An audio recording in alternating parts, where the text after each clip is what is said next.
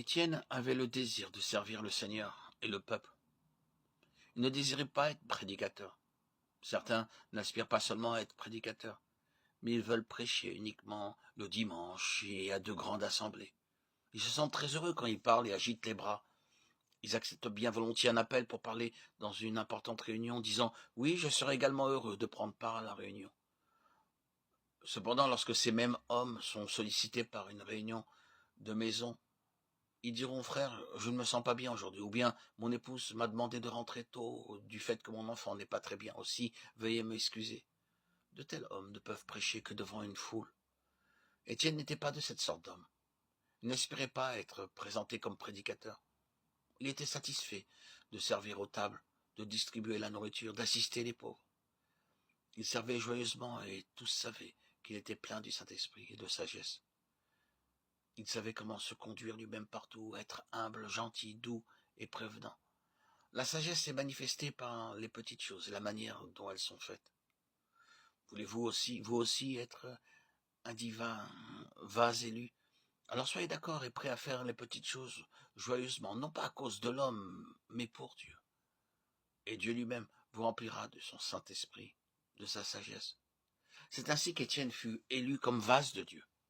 Étienne, plein de foi et de puissance, faisait de prodiges et des grands miracles parmi le peuple. Acte 6-8. Il fut désigné seulement pour s'occuper des veuves et des menus travaux, mais il fut bientôt manifeste qu'il était un homme de foi. Il n'allait pas ici et là mendiant l'argent des autres. Il pouvait dire « J'ai été désigné par toute la multitude pour veiller sur ces personnes ». Maintenant, nous avons aussi de nombreuses veuves à Jérusalem et aussi de nombreux enfants et de nombreux bébés. Donnez-nous, s'il vous plaît, un peu plus d'argent pour leur entretien. Imaginez-vous Étienne aujourd'hui aux États-Unis allant avec de grandes histoires de détresse et de besoin et demandant « Donnez des dollars, s'il vous plaît, donnez des dollars pour le soutien de ces veuves, de ces orphelins. » Ô mendiants de dollars américains, soyez des hommes de foi. Apprenez à vous confier en Dieu. Il est un Dieu aimant, puissant, qui ne change pas. Il peut faire toutes choses. Pourquoi ces serviteurs mendient-ils?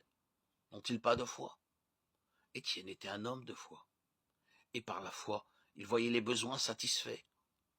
Dieu accomplissait des merveilles et proclamait Étienne comme l'homme de son choix pour cette tâche. Dieu vous a-t-il choisi? Si vous êtes d'accord pour faire sa volonté, il vous choisira et fera de vous un homme de foi.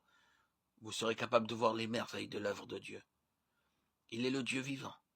Dans Acte 6-10, nous disons « Mais il ne pouvait résister à sa sagesse et à l'esprit par lequel il parlait. » Étienne accomplissait son travail, et en même temps il apportait la parole à ceux qu'il rencontrait.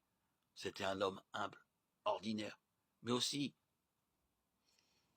un homme plein de l'Esprit de Dieu et d'une sagesse divine qui fermait la bouche des sages. C'est seulement lorsque vous obéissez à Dieu qu'il vous donne la sagesse divine pour affronter n'importe quelle situation et faire de vous un vase élu. Ceci devrait être le désir le plus profond de chacun d'entre nous. Ne voulez-vous pas répondre à son appel afin qu'il puisse faire de vous son vase élu?